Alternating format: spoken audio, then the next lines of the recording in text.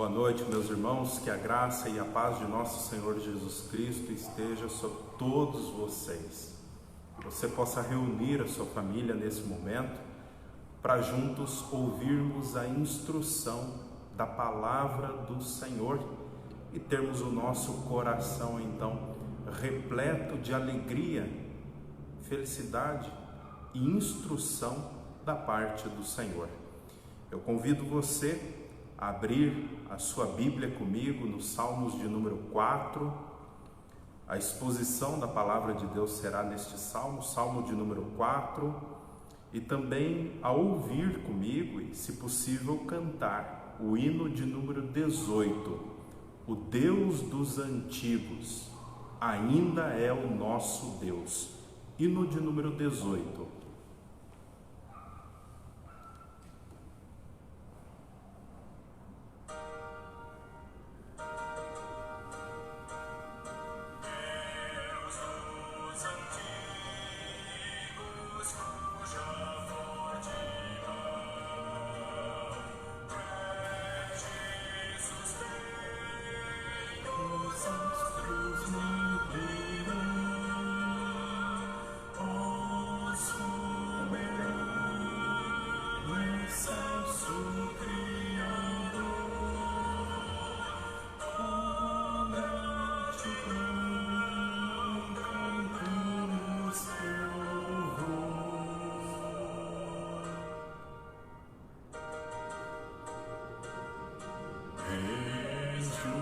Passado foste nossa luz, só que até hoje com fulgor-luz, ser nosso esteio, guia e proteção.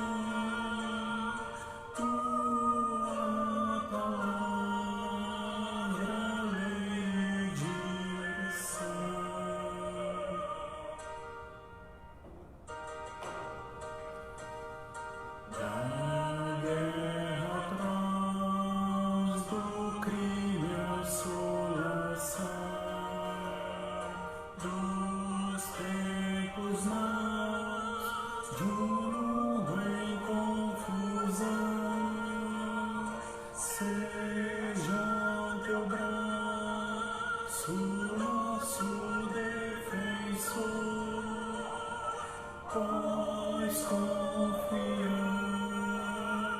sempre em Ti, Senhor.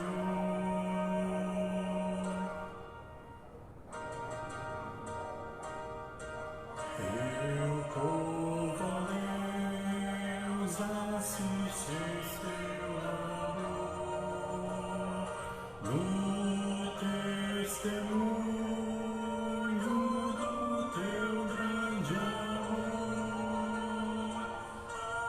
Nossas vidas vem fortalecer para o Teu nome sempre engrandecer.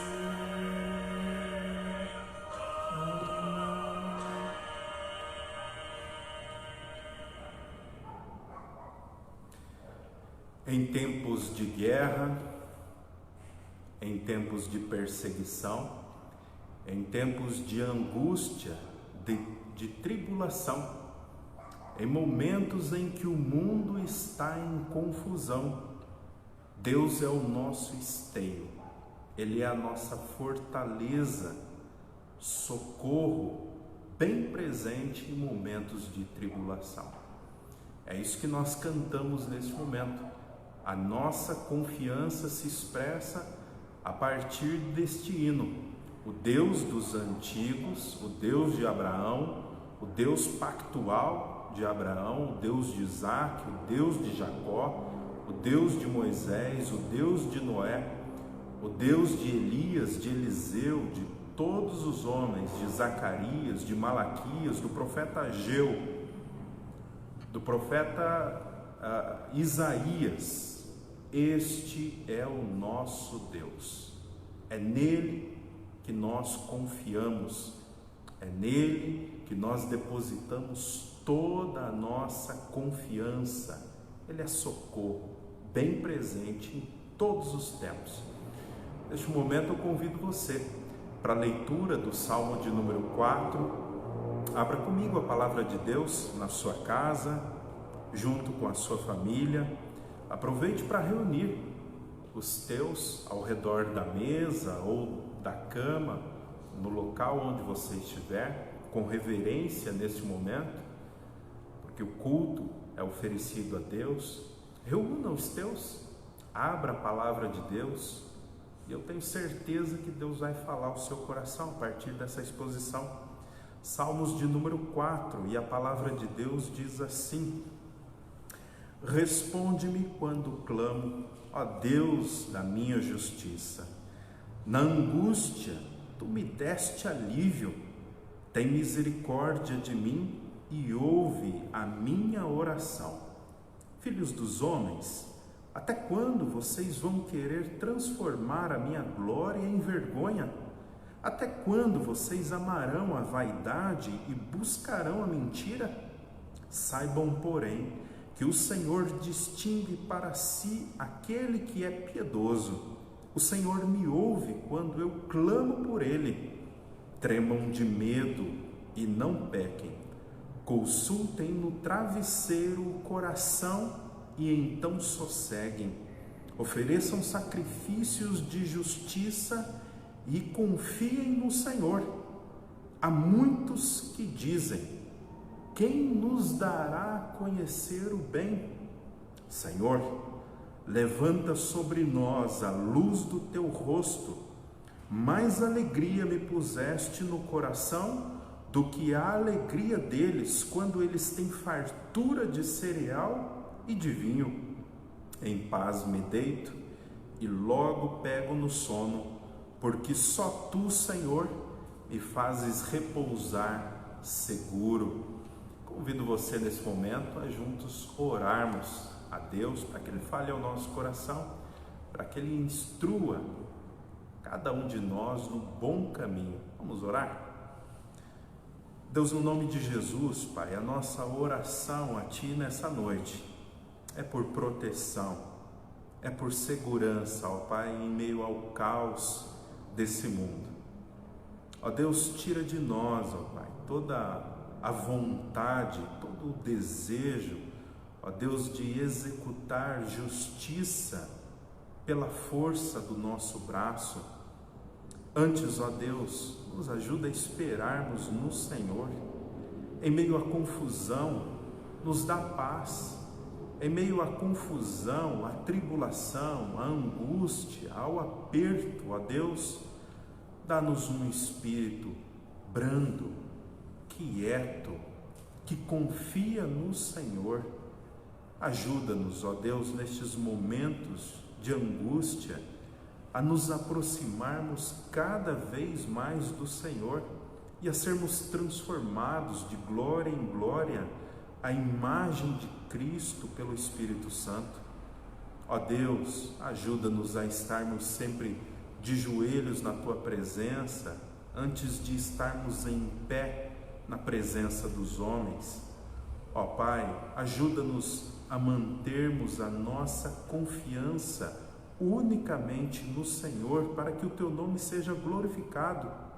Seja conosco, instrua o nosso coração, faça com que nos inclinemos na direção da Tua palavra, e então, ó Deus, seremos sempre felizes, tranquilos na nossa caminhada. Ó Pai, também nessa noite, olha para nós com olhos de misericórdia e perdoa as nossas faltas. Ó Deus, temos pecado contra o Senhor e contra o Senhor somente. Fazemos muitas vezes aquilo que é mal, aquilo que não glorifica Teu nome. Quebramos os Teus mandamentos, ó Deus, que devem ser para nós guardados como exemplo, como expressão de um coração agradecido ao Senhor pela Tua salvação. Mas muitas vezes, ó Deus, quebramos a Tua ética, os Teus mandamentos, os Teus preceitos, os Teus princípios. Ó Deus, e então, logo percebemos que estamos em grande risco, grande dor e tristeza por conta da nossa desobediência.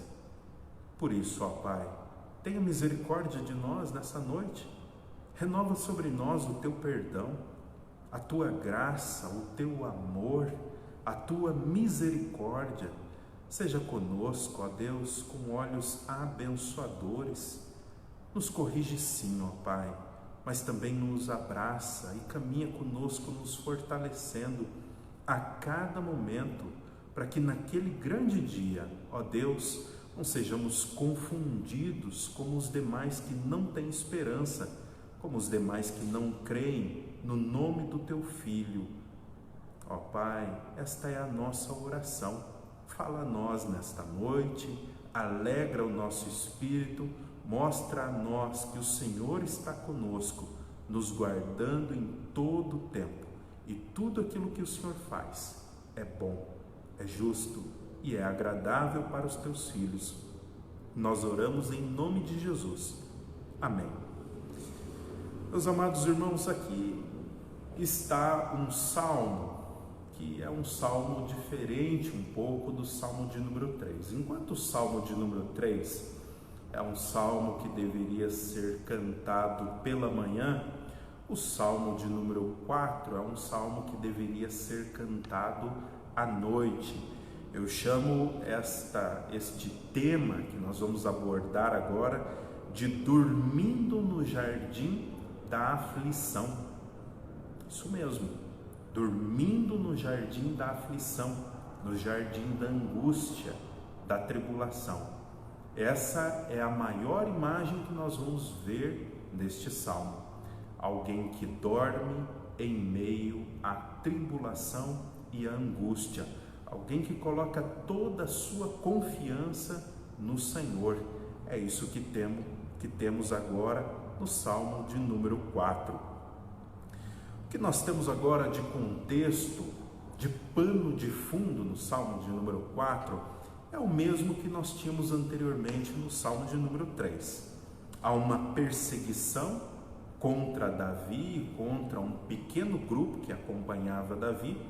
Essa perseguição foi orquestrada pelo filho de Davi, Absalão. Isso está em 2 Samuel, nos capítulos 15 até o capítulo 18, você pode conferir isso depois. Então a situação de Davi, do salmista Davi, no salmo de número 4, ela vai demonstrando uma crescente piora. Ela não melhorou ainda desde que o salmo 3 foi composto, mas ela está cada vez mais piorando. E como nós vamos avançando no salmo de número 5 e no salmo de número 6, nós vamos perceber uma pressão cada vez maior sobre o Filho de Deus, sobre Davi. Tanto que a perseguição vai aumentando, que no verso de número 6, possivelmente aqueles que estão em volta de Davi chegam a perguntar: quem vai nos proteger agora? Aquela situação então de exílio, de calamidade na qual Davi e alguns dos seus companheiros se encontravam, eles estavam então também um tanto enfurecidos, também angustiados pela situação que agora eles estão, pela perseguição que foi levantada por Absalão, pelas mentiras, pelo conluio que foi agora orquestrado por Absalão e por alguns homens de posição também no reino de Israel. Então há uma angústia, há um aperto no coração destes homens, no coração de Davi também, e há também uma ira que fica clara, fica patente no nosso texto. E à medida que estes sentimentos eles vão aflorando no coração dos homens então de Davi, no coração do próprio Davi, existe sempre aquele risco de tomar a justiça nas próprias mãos, de fazer justiça a qualquer custo e justiça agora, justiça já, sem esperar a vontade de Deus, atropelando a vontade de Deus quando se toma a justiça nas mãos. Então, há sempre esse risco pelo exercício da ira, na ansiedade de atropelar então aquilo que é a justiça que deve ser aguardada do próprio Deus. João Calvino, comentando o Salmo de número 4, ele nos diz que este Salmo nos ensina, através do exemplo de Davi, que ao sermos premiados com a adversidade ou envolvidos pelas aflições dessa vida, nós devemos meditar nas promessas de Deus. As suas promessas estão carregadas de esperança de salvação e devem servir em momentos de tribulação, de angústia, de tristeza e de dor. As promessas de Deus devem servir de escudo e de defesa para os filhos de Deus. Pois bem, aqui agora está o salmista Davi. No verso de número 1, nós temos um homem de joelhos, orando. Eu gostaria de ler com você o verso de número 1. Perceba que Davi está tanto orando, quanto esperando a justiça que vem de Deus, em meio à angústia na qual ele se encontra. Diz assim o verso 1, responde-me quando clamo, ó Deus da minha justiça, na angústia, tu me deste alívio, tem misericórdia de mim e ouve a minha oração. A imagem que Davi vai trabalhando agora na nossa mente é como quando um exército é vencido pelo seu oponente e então é colocado em fuga. E vai o exército na frente e o outro vem atrás em perseguição.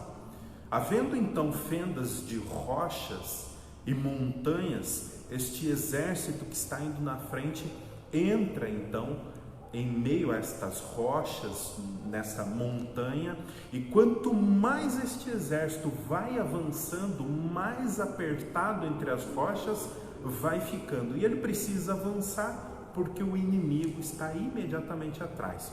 Quanto mais eles avançam, mais apertado vai ficando. O salmista Davi nos mostra que Deus, em meio a este aperto, em meio a esta pressão, Deus vem e dá largueza. Deus afasta as pedras, as rochas, Deus dá espaço, é o que ele chama de largueza. Então, no verso de número 1, essa é a imagem que vai sendo trabalhada na nossa mente, no nosso imaginário.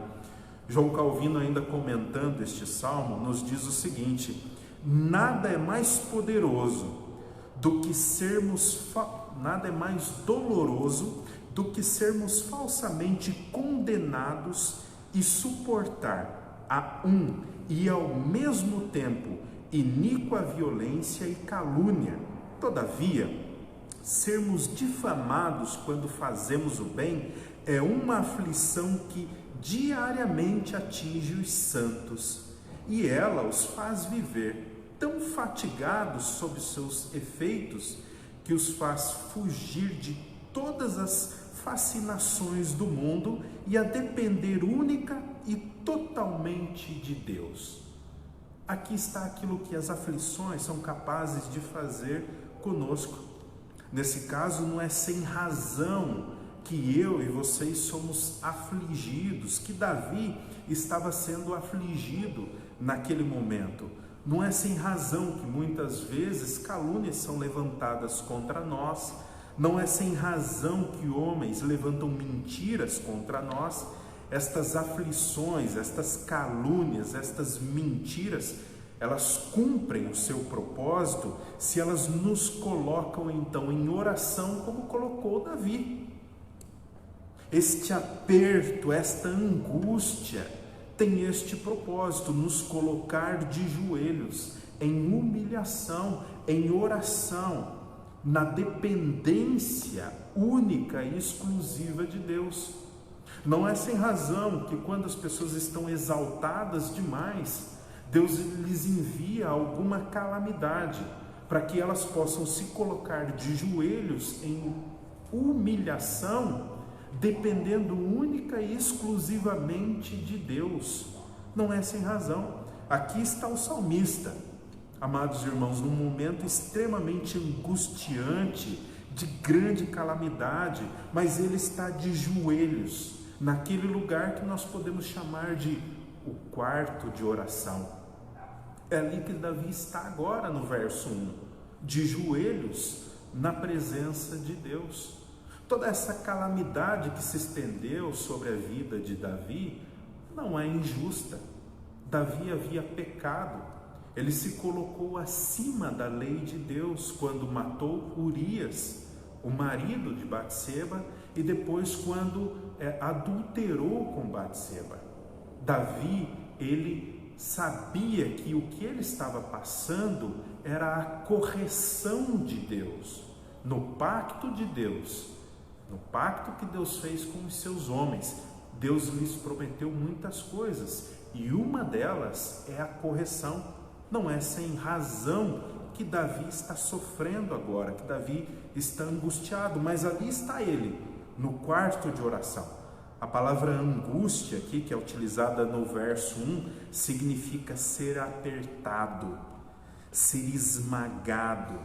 Através da oração de Davi agora no verso 1, nós somos informados então que momentos em que nós estamos privados do socorro terreno, momentos em que nós estamos privados da justiça terrena, da justiça dos homens também, nós não devemos sucumbir à dor, não devemos sucumbir à ira, à aflição, à melancolia, à depressão. Nós não devemos sucumbir a esse estado de espírito, mas podemos alimentar a nossa esperança com o socorro que vem da parte de Deus. Ali está Davi, de joelhos, esperando em Deus que é a sua esperança. Davi afirma que ele estava em um lugar apertado, como aqueles soldados que estavam fugindo do seu inimigo e que entraram então entre paredes de pedras, e quanto mais vão avançando, mais eles vão sendo espremidos. Davi no verso 1 diz a mim e a você que em momentos assim, Deus nos dá largueza, nos dá conforto, Deus afasta a pressão na qual nós somos colocados. Note como a oração do salmista Davi, ainda no verso 1, ela é bem fundamentada, ela é bem estruturada. Davi é alguém que conhece Deus, conhece as ações de Deus no tempo, na história. Davi diz que Deus é o Deus da sua justiça. Ele diz no verso 1, Deus da minha justiça. Davi está argumentando com Deus na sua oração.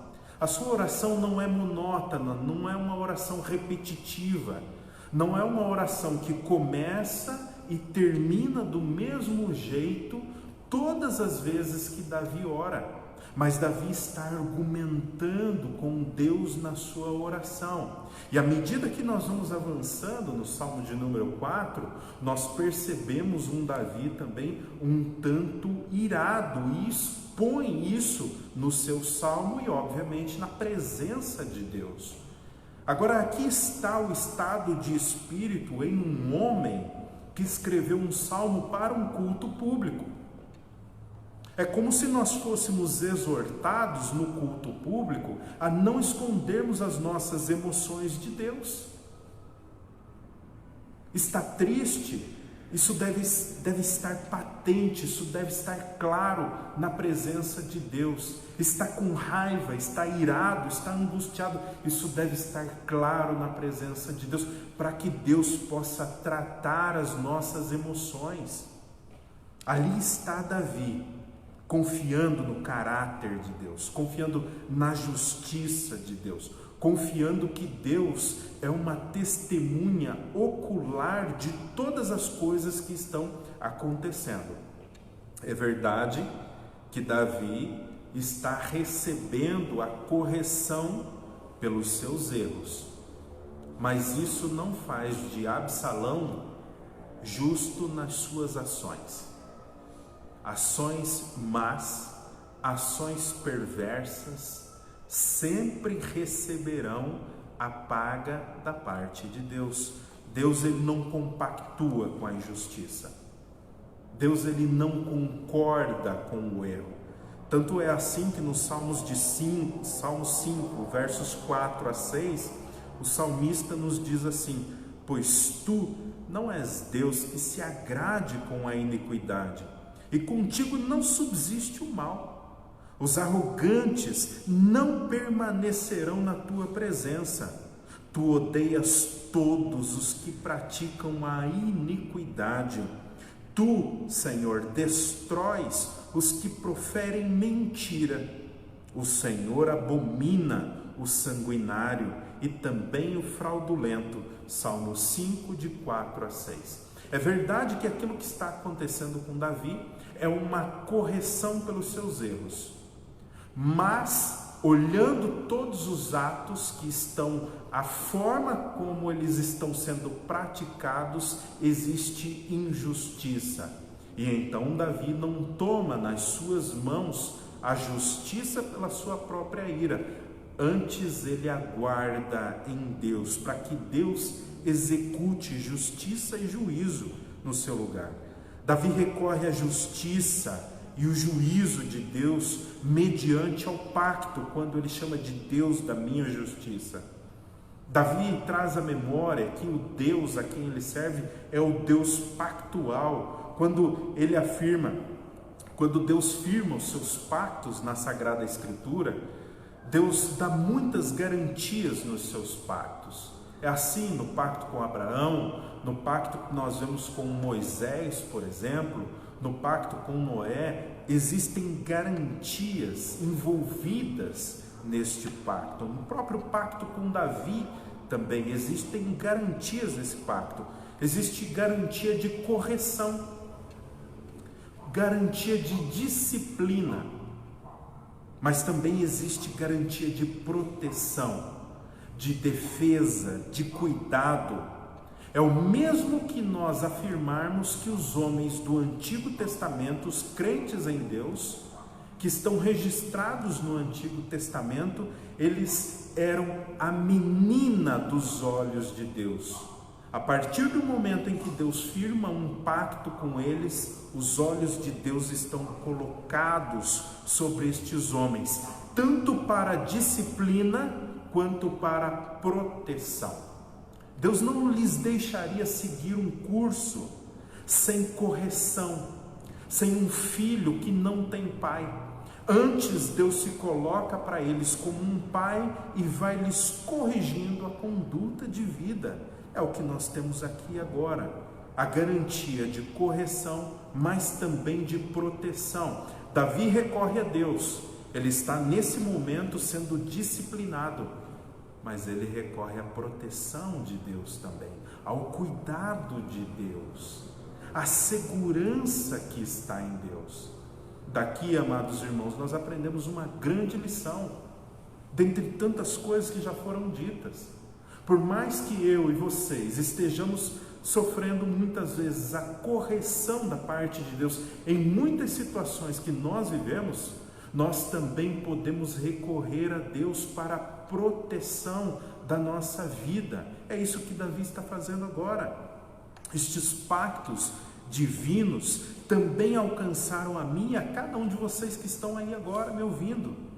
Por meio do pacto de Abraão, que Deus fez com Abraão, Deus nos alcançou a cada um de nós. E nós que cremos em Cristo, o Messias, que veio, foi morto, ressuscitou, que fez todas as obras em nosso favor e para a glória de Deus Pai, nós somos participantes com Abraão do pacto que Deus fez. Somos filhos de Abraão pela fé.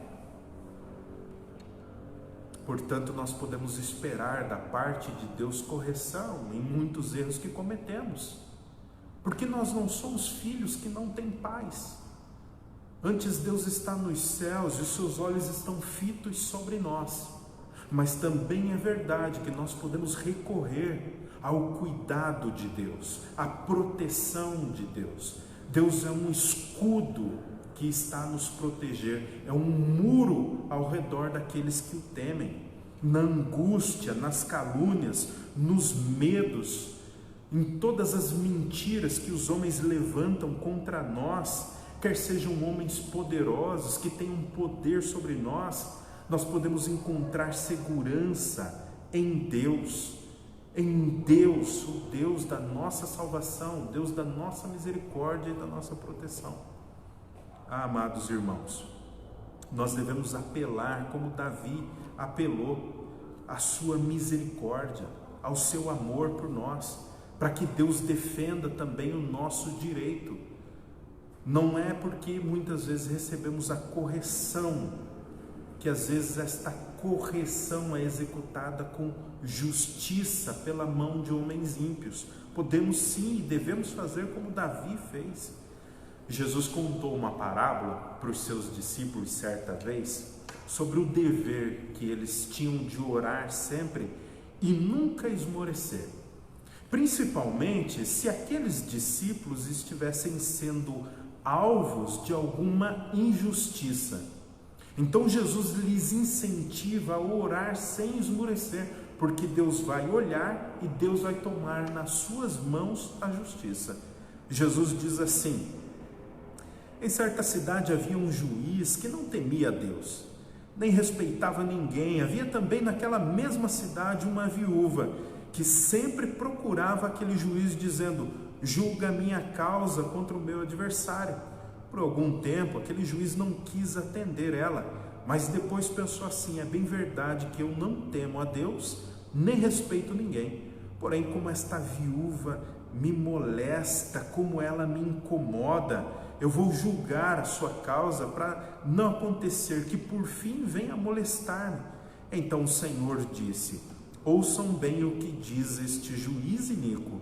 Será que Deus não fará justiça aos seus escolhidos que a Ele clamam dia e noite, embora pareça demorado em defendê-los?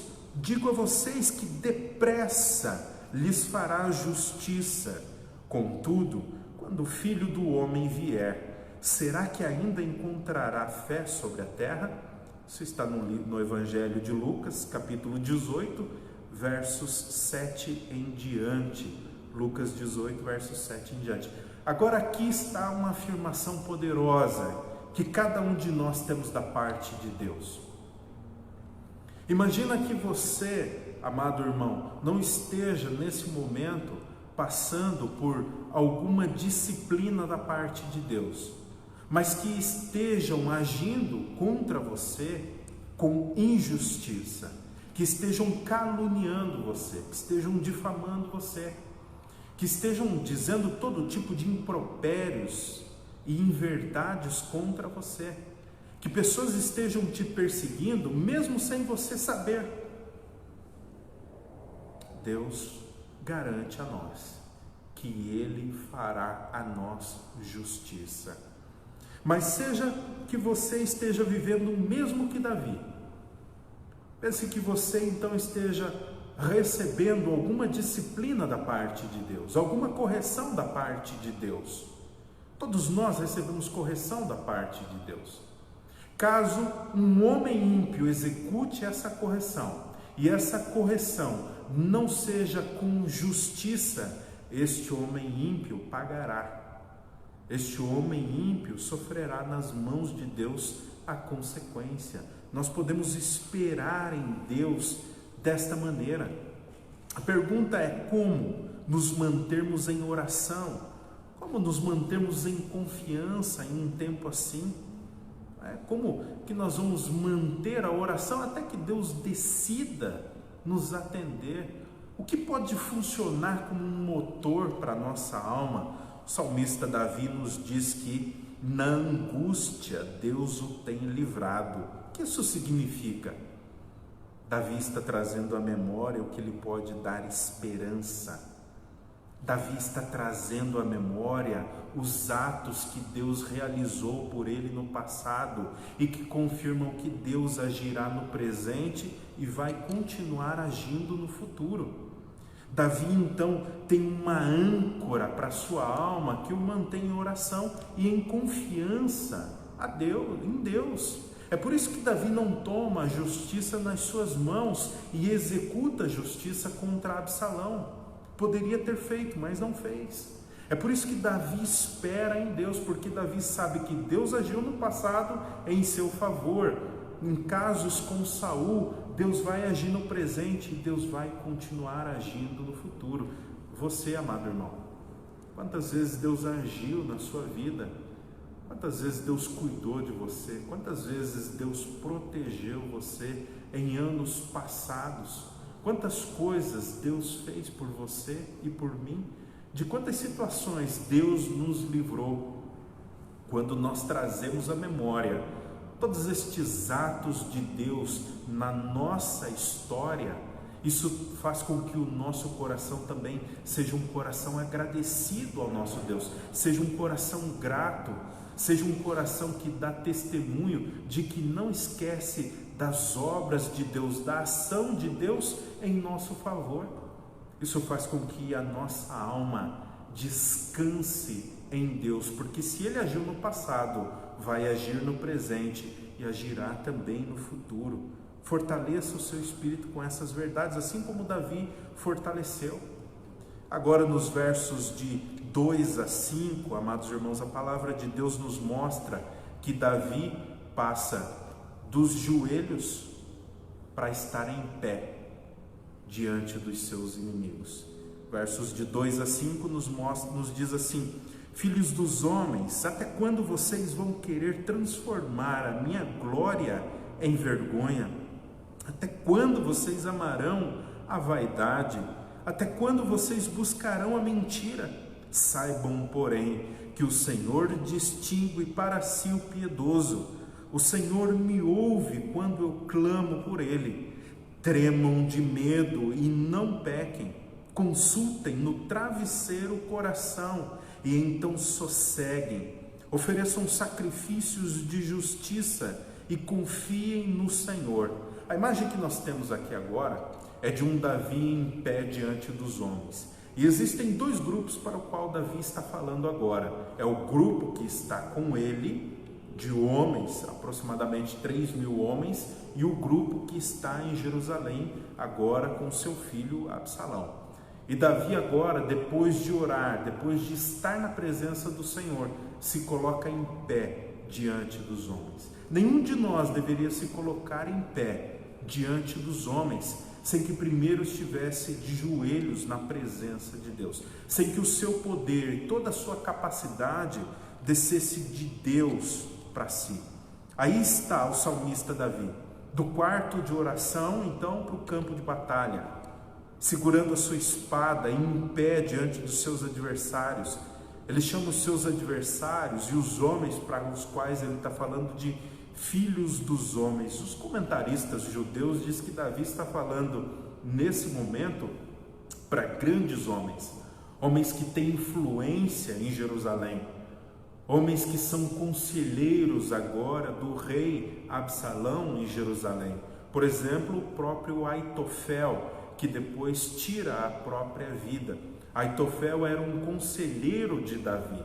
Davi está falando com estes homens grandes, estes homens que têm autoridade em Israel, e também está falando para aquele exército que está com ele agora, homens que têm poder, que têm autoridade, generais, sacerdotes, homens que influenciam o povo. Agora Davi se coloca em pé diante desses homens, homens que estavam defraudando a glória de Davi. Davi nesse momento então, amados irmãos, parece estar falando a estes dois grupos, e ele vai desafiar estes grupos então de várias formas. A primeira forma como Davi desafia estes homens é dizendo a eles: até quando vocês converterão a minha glória em vergonha? Até quando vocês vão prosseguir nisso? Davi se dirige àqueles que estão zombando dele, àqueles que estão caluniando ele, aqueles que estão se levantando contra a sua glória, glória terrena que Davi tinha, contra a sua majestade. Davi se dirige àqueles que estão rindo por ver Absalão deitando-se com as suas concubinas. Davi se dirige àqueles homens que gostam de ver Absalão no trono, não é? Davi está falando com eles, está dizendo: até quando vocês vão perseguir nisso? Até quando vocês vão persistir nessa mentira, tentando roubar a minha glória, tentando difamar o meu nome, removendo a minha autoridade com estes atos que vocês estão praticando, manchando a minha reputação? Até quando vocês vão persistir nisso? Até quando vocês vão seguir com isso? Vocês não temem a Deus? Vocês não sabem contra quem vocês estão lutando? É bem sabido entre os homens que naquele momento um rei levantado por Deus era uma representação do próprio Deus na terra, como uma espécie de um embaixador. Aquilo que o homem, aquilo que o rei falava era a vontade de Deus para o seu povo. Levantar-se então contra o rei era levantar a mão contra o próprio Deus. Se colocar contra o rei era se colocar contra Deus. Funciona exatamente assim ainda hoje. Aqueles homens que são levantados por Deus, pastores, mestres, presbíteros, diáconos, homens com os quais Deus levanta para servir a igreja, levantar-se contra estes homens muitas vezes é levantar-se contra Deus, principalmente se o ato for um ato de injustiça, se não for um ato correto. Nós devemos fazer como Davi, amados irmãos, devemos esperar na justiça de Deus, inclusive sobre aqueles que ele mesmo levantou. Davi continua desafiando estes homens, dizendo a eles: até quando vocês vão amar a vaidade? Por que é que Davi diz isso? Até quando vocês vão amar a vaidade? Vaidade é alguma coisa passageira, transitória, alguma coisa que não permanece. Davi está se referindo ao trono dele agora em Jerusalém. Absalão foi colocado no trono, mas este ato, essa investida é transitório, é passageiro, ela não vai permanecer. Existem alguns homens, entre Davi e também entre aqueles que servem a Absalão, que eles estão gostando da última notícia que saiu no jornal. Eles estão gostando que Absalão tomou o trono de Davi. Eles estão felizes com isso. Davi olha para eles e diz: olha, vocês estão flertando com aquilo que é passageiro. Vocês estão flertando com aquilo que vai passar, que é o reinado de Absalão. E Davi estava certo que este reinado iria passar, que este reinado era temporário. Tanto é assim que ele mesmo declara: saibam, porém, que o Senhor distingue para si aquele que é piedoso. Deus escolhe para si aquele que ele tornou piedoso de antemão, aquele que ele separou antes. Deus escolhe aquele que deve reinar sobre o seu povo, aquele que deve liderar o seu povo, e isso não mudará. Isso não vai mudar. É por isso que esse reinado é um reinado temporário, porque a vontade de Deus é que Davi reine e não Absalão. Essa é a vontade de Deus.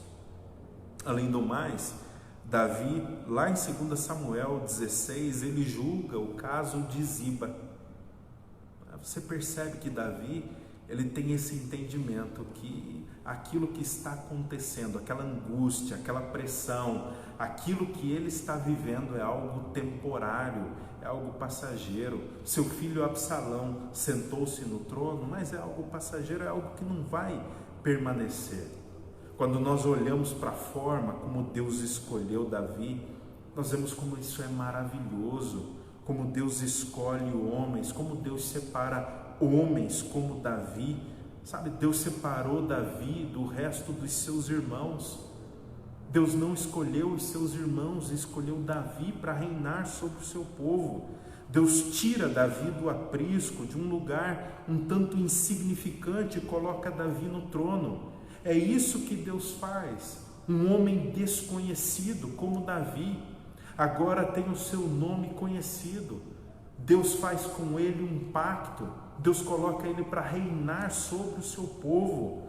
Deus está com os seus olhos sobre ele. É dessa maneira que Deus age, escolhendo homens. Deus dá sabedoria a alguns homens e a outros não dá. Deus dá algumas capacidades a alguns homens e a outros não dá. Deus chamou Davi para reinar sobre Israel, mas não chamou Absalão para reinar sobre Israel. Deus chama alguns homens para algumas atividades e nega estas mesmas atividades a outros homens, porque eles não são capacitados, porque eles não recebem dons. E muitas vezes, porque não foram capacitados, porque não receberam dons, se levantam contra aqueles que receberam tais dons. Se colocam em uma posição na qual Deus não lhes quer. Eles sentem ciúmes, eles sentem então inveja daqueles que receberam algum dom, alguma capacidade para levar a cabo a obra de Deus. É o que nós temos aqui quando nós vemos essa escolha maravilhosa de Davi. Esse é um ato de pura graça. É um exemplo de como Deus separa homens desde o ventre da sua mãe para um serviço específico. Então Deus, por graça, por misericórdia, os chama. Não há nada que esses homens tenham de bom, mas aquilo que eles têm é concedido pelo próprio Deus. Deus então, amados irmãos, santificou Davi. Deus separou Davi para uma obra, tanto para reinar quanto sobre o seu povo, quanto para estar na presença do próprio Deus. Agora, o que isso significa? Significa que todas as tentativas contra um servo de Deus, alguém que Deus levantou e colocou numa determinada posição, todas as tentativas serão frustradas. Todas as mentiras, todas as calúnias, todas as perseguições, elas não darão em nada. Aqueles a quem Deus chamou em Cristo, aqueles que colocaram a sua fé em Cristo, aqueles que foram justificados pela obra de Cristo, aqueles que estão sendo tratados por Cristo, aqueles a quem Deus tem santificado dia após dia, todo levante contra eles será inútil. Todo levante contra homens que Deus também constituiu pela sua própria vontade será inútil. Levantar-se contra reis, príncipes, servidores que Deus colocou em determinados lugares será inútil, porque no final os homens se encontrarão lutando contra o próprio Deus. Davi continua o seu desafio nos versos 4 a 5. Ele diz a estes homens que estão se levantando contra ele: tremam de medo e não pequem. Fiquem admirados com aquilo que eu estou dizendo a vocês. Fiquem espantados. Vocês podem ficar com raiva, vocês podem ficar irados, fiquem enfurecidos com aquilo que eu estou dizendo a vocês. Podem ficar, não há problema nenhum. Fiquem enfurecidos, mas não pequem. Fiquem com raiva, mas a vontade de Deus não vai mudar nesse estado de coisas. Fiquem admirados com com o que Deus está fazendo. Fiquem admirados com os seus justos julgamentos, com a escolha soberana de Deus. Fiquem admirados, fiquem enfurecidos também, mas não pequem, não pequem contra Deus. John Gill, comentando este salmo, ele nos diz o seguinte. John Gill é um dos pregadores famosos da Catedral de Westminster, que é um pregador antes do Dr. Martin Lloyd Jones. Ele, comentando este salmo, ele diz o seguinte: existem dois tipos de ira e de fúria no coração humano. E ele vai fazer uma distinção muito interessante. Existe uma ira e uma fúria pecaminosa, mas existe uma ira e uma fúria que é boa, que é santa e que é desejável em muitas ocasiões. Assim diz John Gill, escute: há uma raiva que é pecaminosa quando é sem causa, quando ela excede os limites devidos e não é direcionada para um bom fim, e é produtiva de maus efeitos por palavras, por ações, e quando é levantado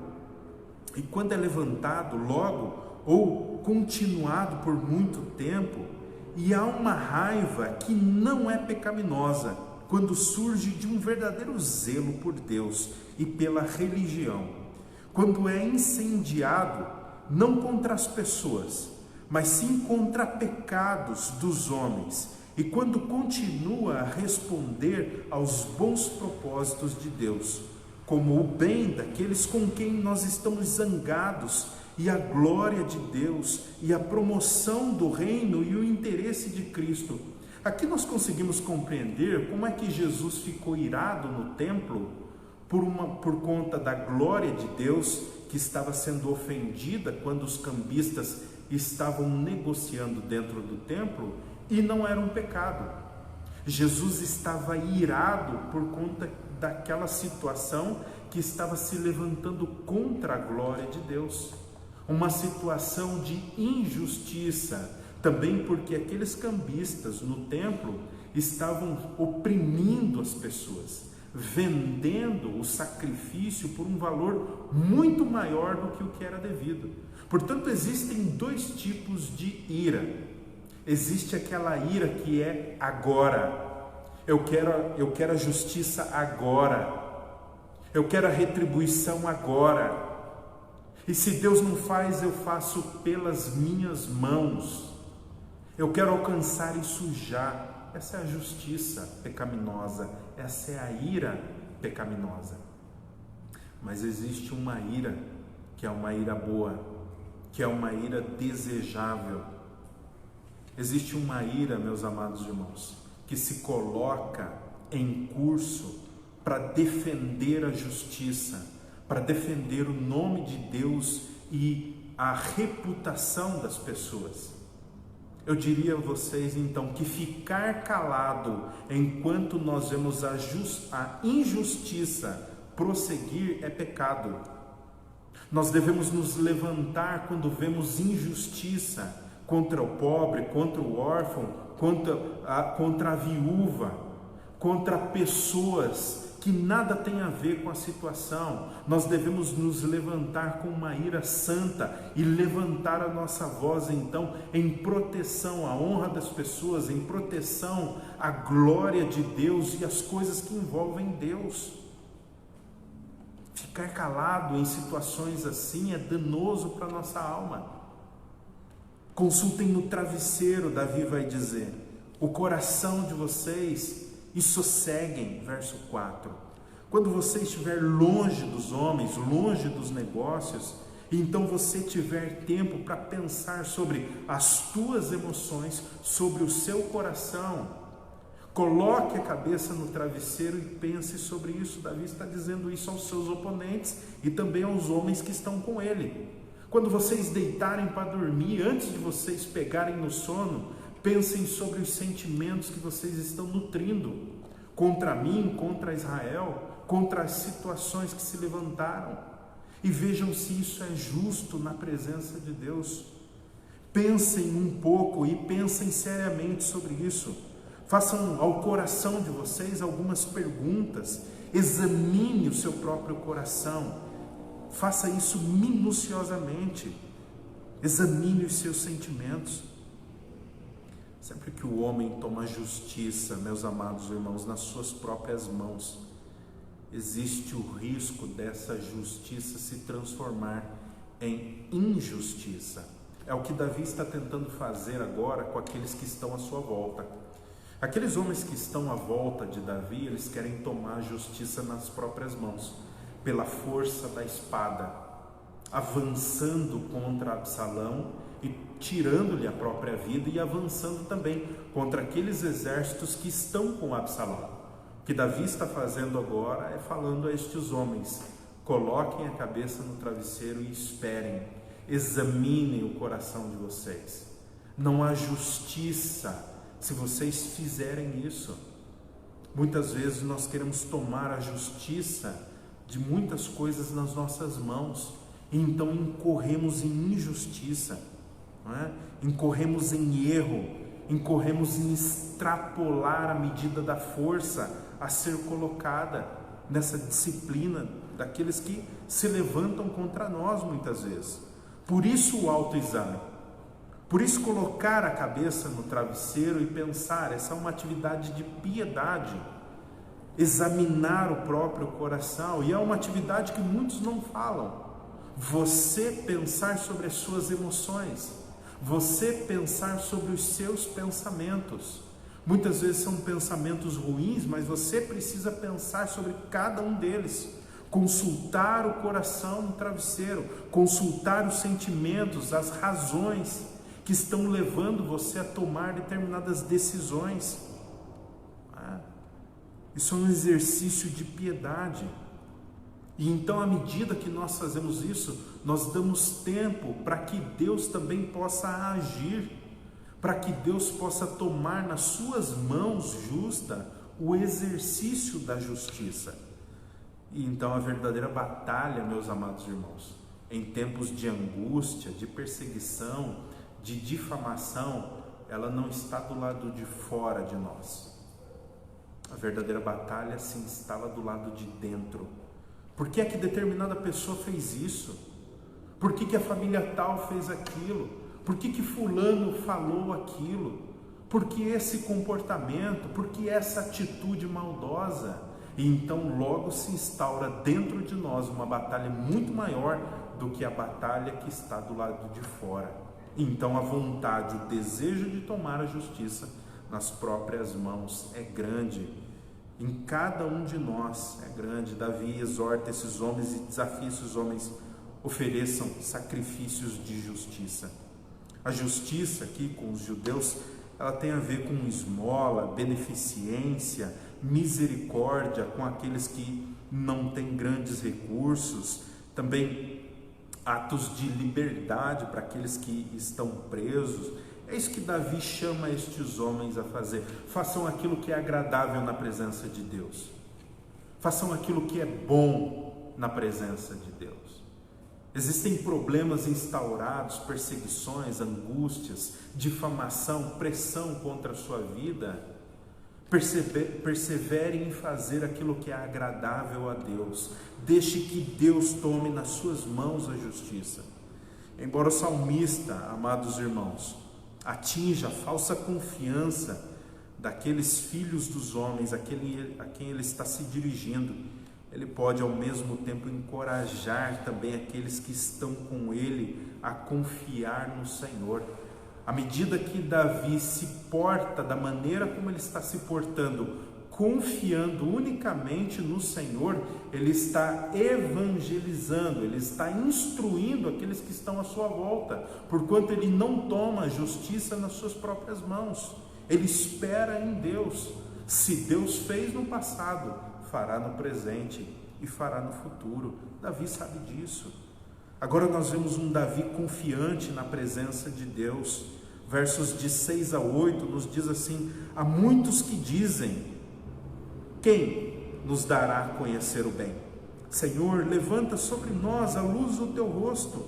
Mais alegria me puseste no coração do que a alegria deles quando eles têm fartura de cereal e de vinho. Em paz eu me deito e logo pego no sono, porque só tu, Senhor, me fazes repousar seguro.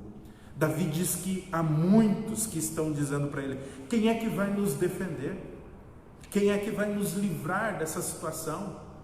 Em momentos que nós nos encontramos como Davi, nós fazemos a mesma pergunta: já que não há quem me defenda, eu vou me levantar e na força do meu braço eu vou me defender.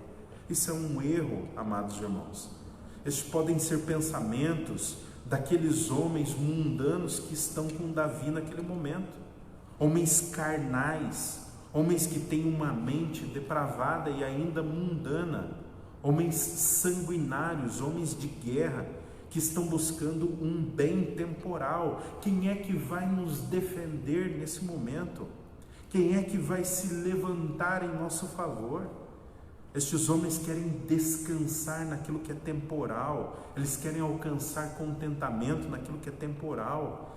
Essas palavras podem ter sido dirigidas a Davi de duas formas.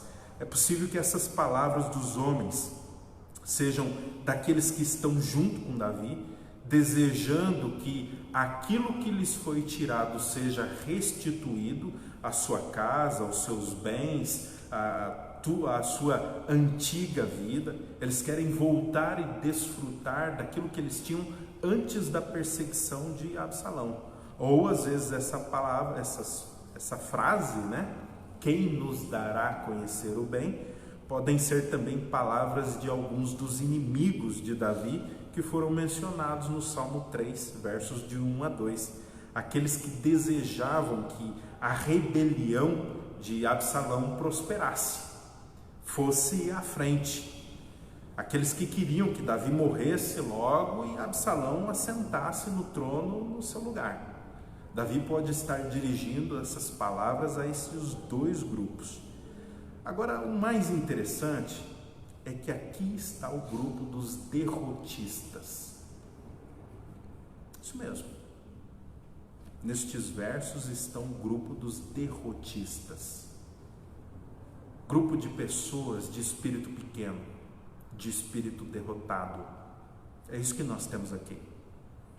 Talvez estes homens estejam no acampamento de Davi, talvez estejam em Jerusalém, mas Davi está falando com estes homens de espírito pequeno, de espírito derrotista. Eles não têm firmeza de caráter, não têm firmeza de espírito. Eles sucumbem ao menor desafio, à menor pressão que se instaura nas suas vidas, eles logo sucumbem. É diante dessa realidade que Davi ora e diz: Senhor, levanta sobre nós a luz do teu rosto. Aqui está a oração de Davi, uma oração em forma de bênção, uma oração de alguém que está em um espírito diferente daqueles que são derrotistas. Enquanto aqueles homens estão dizendo: quem nos dará a conhecer o bem? Quem fará justiça por nós? Quem lutará em nosso favor? Davi clama para que Deus levante a luz do seu rosto sobre o seu povo. Existem muitas pessoas que estão ao nosso redor, principalmente hoje, nesse momento em que o Brasil passa por essa situação, que são pessoas de espírito derrotista. São pessoas que já estão se dando por mortas. São pessoas que tudo aquilo que você tenta fazer, elas olham para você e dizem assim: não vai dar certo, não vai funcionar. Não vai funcionar porque a situação está assim, assim, assim, assado. Pessoas de espírito pobre, de espírito pequeno. São estas pessoas que estão agora ao redor, perto de Davi. E é agora que Davi vai mostrar a sua capacidade de confiar no Senhor. Quando ele ora como um sacerdote da parte do Senhor: Senhor, levanta sobre nós a luz do teu rosto. Uma oração em forma de bênção, feita pelos sacerdotes no Antigo Testamento. Nós temos essa mesma oração em Números, quando nós lemos assim: e falou o Senhor a Moisés, dizendo: fala para Arão e também aos seus filhos, dizendo: assim abençoareis os filhos de Israel, dizendo-lhes: o Senhor te abençoe e o Senhor te guarde. O Senhor faça resplandecer o seu rosto sobre ti e tenha misericórdia de ti. O Senhor sobre ti levante o seu rosto e te dê a paz. Assim porão o meu nome sobre os filhos de Israel, e eu os abençoarei. Números 6, 22 a 27. A conclusão é que ninguém pode remover a bênção que Deus deu. Ninguém pode avançar contra alguém que Deus está protegendo. Nessa invocação, amados irmãos, na escritura que nós lemos aqui agora, vemos ela diversas vezes espalhadas pela Sagrada Escritura. E geralmente nas epístolas, quando os apóstolos dizem graça e paz da parte de Deus, eles estão invocando a bênção de Deus sobre o povo que recebeu naquele momento as cartas, uma instrução da parte de Deus. Eles estão invocando para que Deus abençoe seu próprio povo, eles estão colocando o nome de Deus sobre o seu povo. Essa invocação significa demonstração da presença de Deus junto com o seu povo, demonstração de segurança que Deus dá, demonstração de comunhão que Deus tem com o seu povo.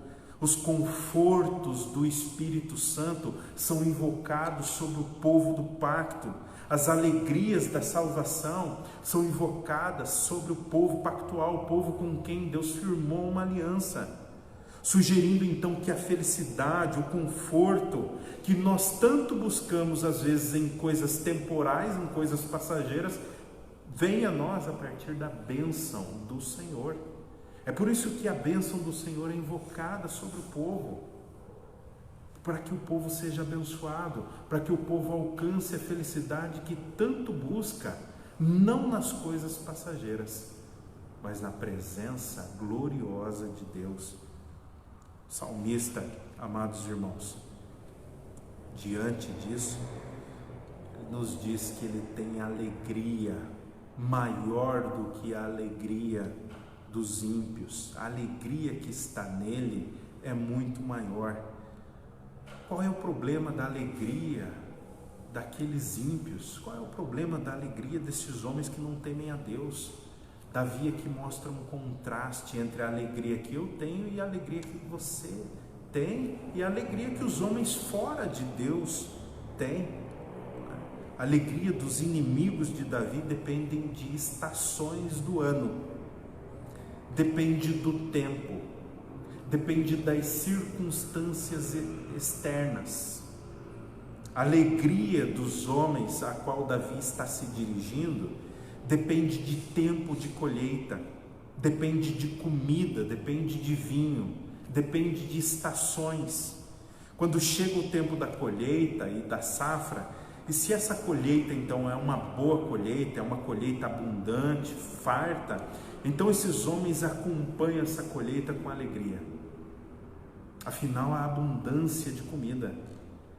Mas se essa colheita ela é ruim, então o contrário acontece com esses homens. Eles logo ficam com a cara carrancuda, eles logo têm o seu semblante triste. A diferença entre a alegria, a felicidade que Davi sente e a alegria que esses homens sentem é algo extremamente interessante. Aqui está a alegria dos inimigos de Davi. Elas são coisas, ela está firmada em coisas temporais. A alegria deles é uma alegria passageira. A alegria deles é em comida, é em bebida. E se estas coisas são removidas, a alegria deles também é tirada. Aí está uma alegria menor. Não é que não seja alegria, é uma alegria, mas ela é menor e é passageira também. É uma alegria atrelada às coisas desse mundo. O salmista, amados irmãos, nos diz que nesse momento a sua alegria é maior que a alegria que estes homens estão enfrentando. Agora você só vai entender isso se você compreender a situação na qual Davi está agora. Davi, nesse exato momento, ele não tem onde reclinar a cabeça. Ele possivelmente está no Monte das Oliveiras agora. Ele precisou sair em fuga rapidamente, não é? Precisou deixar tudo para trás e ele agora está ao relento. Ele depende de outras pessoas para comer, ele depende de outras pessoas para beber, ele depende de outras pessoas para poder dormir. Ele está literalmente ao relento. Os seus homens também estão sem nada, estão todos nesse momento única e exclusivamente na dependência de Deus. Se você observar, por exemplo, em 2 Samuel 16, olha o que nós vemos em 2 Samuel 16. E passando Davi um pouco mais adiante do cume, eis que Ziba, o servo de Mefibosete, veio encontrar-se com Davi, com um par de jumentos albardados, e sobre estes jumentos trazia 200 pães, com 100 cachos de uvas passas e 100 de frutas de verão, e também um odre de vinho. E disse o rei a Ziba: Ziba, o que você pretende com isso? E disse Ziba: os jumentos são para a casa do rei, para se montarem neles. O pão e as frutas de verão são para vocês comerem, e o vinho para vocês beberem, porque vocês estão cansados do deserto. 2 Samuel 16. Perceba como Davi, nesse exato momento que ele faz essa declaração, que a alegria dele é maior que a alegria dos seus inimigos, ele está ao relento. Há um contraste aqui. Aqueles homens inimigos de Davi têm a sua alegria em coisas temporais, em comida e em bebida. Davi não tem isso nesse momento. Ele está dependendo de outros homens para ter isso. Note que o salmista, possuindo menos, é mais feliz do que os seus inimigos. É por isso que ele dorme em paz. É por isso, amados irmãos, que ele consegue deitar e dormir, porque a paz que ele tem no seu coração não decorre das circunstâncias à sua volta, não decorre se ele tem ou não tem, decorre única e exclusivamente da sua dependência de Deus. Há muitos homens que não conseguem alcançar felicidade e alegria nesse tempo. Eles não estão felizes. Quanto mais eles têm, mais eles querem. E quanto mais têm, mais infelizes são. Aqui está um homem, Davi, ele não tem nada. Ele está dependente da benevolência de outros homens, como no caso de Ziba, e está dependente de Deus em última instância, de que Deus lhe abençoe com comida. Ele não tem onde reclinar a cabeça, e a sua felicidade é maior do que aqueles que têm algumas coisas. Acaso eu e você já não vimos circunstâncias assim? Pessoas que nada têm e são mais felizes do que aqueles que têm muito, do que aqueles que têm riquezas e glória. O reverendo Billy Graham conta que certa vez ele foi visitar um fazendeiro, e esse fazendeiro era muito rico, tinha muitas posses, gado, e então ele entra para conversar com esse fazendeiro e falar para ele sobre a fé cristã. E lá pelas tantas esse homem cai em choro, e ele diz ao reverendo Billy Graham que ele não tem felicidade verdadeira. Ele tem muitas posses, mas ele não é feliz naquele estado que ele está, com tudo aquilo que ele tem. O reverendo Billy Graham então lhe aconselha: sai e vai à casa de outro homem. E esse outro homem é um pobre, não tem quase nada, a casa é simples, o chão da casa é de terra batida, mas logo que ele entra, ele percebe no rosto daquele homem um sorriso de felicidade. É isso que nós temos agora, um homem que nada tem, mas é feliz, um homem que tem a alegria e felicidade que procedem da parte do Senhor. Ele sabe que todas as coisas estão nas mãos de Deus e que Deus fará aquilo que é bom sempre, não é? A felicidade que Davi sente agora é uma felicidade concedida pelo próprio Deus, e ela é concedida para todos aqueles que confiam em Deus. A outra alegria é concedida pelos que conquistam na força do seu braço. Existe uma alegria que Deus dá ao coração do homem e uma outra alegria que é temporal, que é concedida e que é conquistada pela força do nosso braço. Só que ela é temporal, ela pode ser tirada, ela pode ser roubada, mas aquela paz que Deus dá, nada pode tirá-la, nada pode roubá-la. Será que você está precisando dessa paz hoje, dessa alegria? Será que você está precisando deste conforto, desse abraço divino? Aqui está um homem completamente dependente de Deus. As circunstâncias à sua volta são péssimas, mas ele consegue deitar e dormir, ele consegue descansar em Deus. Davi só podia concluir o seu salmo exatamente dessa maneira: em paz me deito e logo pego no sono, porque tu, Senhor, me fazes repousar em segurança. Davi estava confiante no Senhor em meio a todas estas calamidades, a estas pressões, a estas tribulações, a estes problemas, a estas calúnias, mentiras. Davi foi destronado, a sua casa foi tomada à força, e agora ele não tem mais a mesma glória, ele foi colocado fora à força. Agora ele está em confiança única no Senhor. Ele se deita e dorme em paz, sabendo que Deus está no controle de todas as coisas. E como é bom saber que o Deus que me ama está no controle de todas as coisas, porque tudo aquilo que acontecer comigo é para o meu bem. É para o meu bem. Eis aí um homem com a cabeça a prêmio, sendo difamado, caluniado, sendo perseguido, nada tendo do lado de fora, mas com a cabeça no travesseiro, deitado e dormindo. O que é que falta a nós, amados irmãos? O que é que falta a nós? Será que nós conseguimos olhar para esse quadro que foi pintado agora na nossa mente do salmista Davi e nos reconhecermos também muitas vezes nesse quadro? Será que eu e vocês conseguimos nos reconhecer nessa situação em muitas ocasiões da nossa vida? Talvez você esteja vivendo isso agora. Será que você consegue descansar no Senhor? Deixar Deus agir, deixar Deus executar a justiça?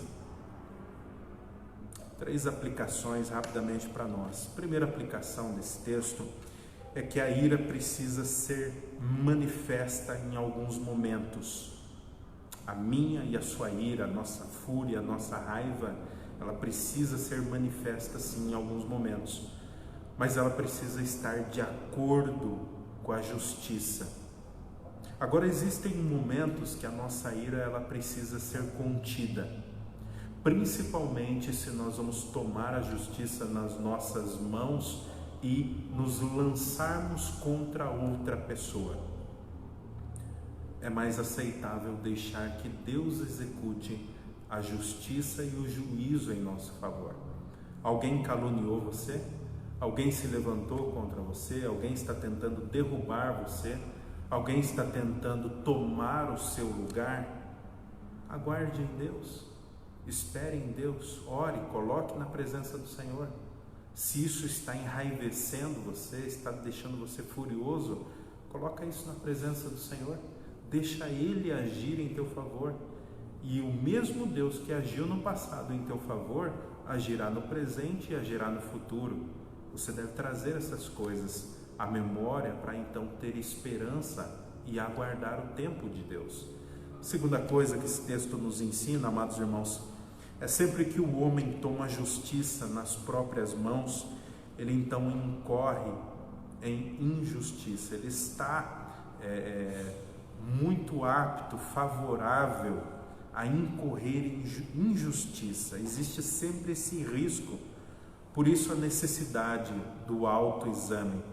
Por isso a necessidade de pensar sobre os nossos sentimentos, sobre as nossas emoções, sobre aquilo que nós estamos fazendo. Nós somos chamados a não combatermos o mal com o mal, a mentira com a mentira, a calúnia com a calúnia, a espada com a espada. Nós somos chamados a sondarmos o nosso coração e esperarmos no Senhor. Terceira coisa que esse texto nos ensina, amados irmãos, é que algumas pessoas se deitam para dormir e dormem, e outras pessoas não, por causa das angústias, das dificuldades, da ansiedade na qual elas estão.